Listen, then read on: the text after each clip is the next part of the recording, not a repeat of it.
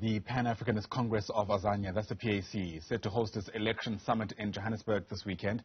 The summit is an opportunity for the PAC to debate major issues that are relevant to the 2024 national and provincial elections with the leadership of all its organizational structures. The party, of course, was founded by Robert Sobukwe after breaking away from the ANC in 1959, and currently it holds one seat in Parliament. Let's discuss the way forward. Bring in national spokesperson Azania Tyhali, who joins us now in our studios for more. Great to have you with us. Thanks very much indeed for popping by. And there's so much to speak about when it comes to just the history of the PAC and perhaps, let's say, its election fortunes over the past couple of years. How important is it for you guys, or let me ask the question this way, how much reflection has there been around how the party's performed over the last couple of years, especially because you also recently had your policy conference? Okay, I would like to first greet the viewers at home. Okay, so the summit that we are currently holding, which is taking place for 3 days, started on Friday. The purpose of the summit, it is of course to reflect previously how we as a party have been performing. It is also to look into our election strategies and also to consider some of the failures as to where we had went wrong, because you must bear in mind that previously the organization was not stable because of the internal fightings that I think everyone is fully aware of. But now, considering that the party is back to its position and so far as stability is concerned, so I think for me it is equally important that the discussion takes place as well as the summit that is currently taking place, because it also assists us in terms of shaping a way forward for the organization and to proper plan for the 2024 elections and to have a proper manifesto that speaks to the livelihood and the issues of South Africa at large. Yeah. How are you planning to get the buy-in of the electorate, especially because so much time has passed since the PAC resonated with large swathes of people, let's say? I mean, in the 1950s, there was actually a moment in this country's history when you couldn't predict which of the two organizations between the ANC and PAC will essentially lead this country into a democracy. And a couple of years into our democracy, and the parties couldn't be further apart insofar as, again, their resonance with ordinary South Africans.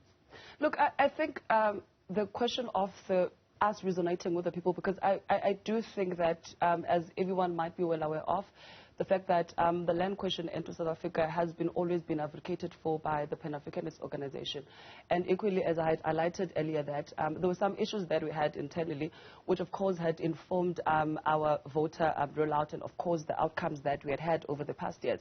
But as I had mentioned, even equally, it is the fact that as an organization we've been able to reflect and equally to see as to the position that we currently hold in Parliament, right? How do we then make it a point that we increase those number of seats in Parliament? Because the party is still very much relevant.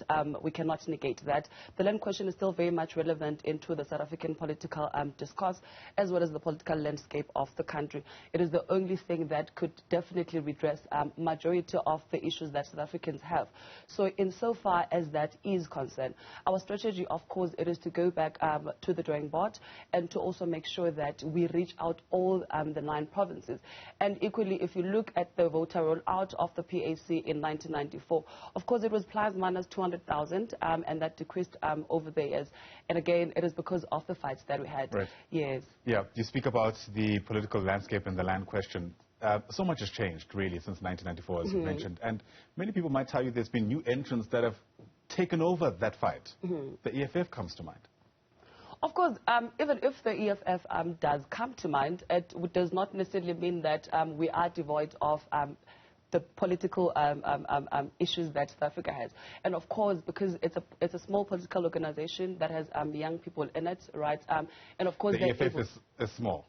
No, it is young people. Right. Okay. Yes, right. Compared to how previously we have been, because in the party previously, majority of the youth was not there. You know, with the EFF, it's vibrant, they're young people. So us right now, as you can see, that the organization equally has made it a point that we as the young people of the organization are at the center and are able to advocate fully the issues of the organization. So insofar as other organizations advocating for the land issue, definitely that is good for them.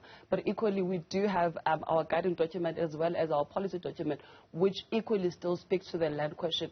Even if things, and there's been change post-1994 and to the current time or the landscape currently, but still the relevant thing is still the land question. All right. Let me ask the question bluntly. If there is a young or old person who's got an interest in the land question, as you put it, why should they put their trust in the PAC to be able to drive their interests more than they would the EFF? I think they definitely would put the interest into the PAC because this is an old thing that we have been advocating for, and we have been consistent and therefore advocating for it. Of course, I cannot negate the fact that there were pitfalls here and there on ourselves, but equally we have reorganized ourselves and we have recouped and regained our strength as an organization. Okay. You know, a big sticky issue, and for lack of a better term in this country, has been around how we interact with our neighbors on the continent. There's been so much discussion around the pitfalls of nationalist